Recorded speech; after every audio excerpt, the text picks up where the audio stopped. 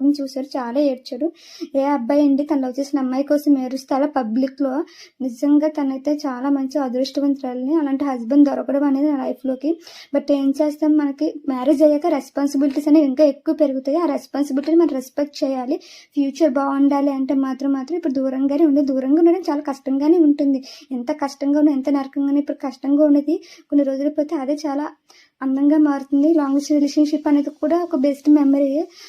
దానివల్ల ఇంకా లవ్ అనేది పెరుగుతుంది ఇద్దరి మధ్య అనేది. సో తను చాలా ఏడుపైతే ఆపుకుంటున్నారు. సో తనే స్ట్రాంగ్గా లేకపోతే నేను ఇంకా వీక్ అయిపోతాను కదా అని చెప్పేసి, తనైతే అసలు ఆపుకోలేకపోయారు. అంటే ప్రాణం తను చాలా అంటే చాలా ఇష్టము. సో తను ఏడుపైతే ఆపుకుని నాకు బాగా అయితే చెప్తున్నారు. సో బట్ నేనైతే చాలా అంటే చాలా ఏడ్చాను. అసలు నాకు నరకం చూసి, నరకం అంటే ఏంటో ఆ రోజు నుంచి స్టార్ట్ అయ్యింది. సో ఇదండి లాంగ్ డిస్టెన్స్ రిలేషన్షిప్ అయితే ఇలా అయితే మాకు స్టార్ట్ అయ్యింది.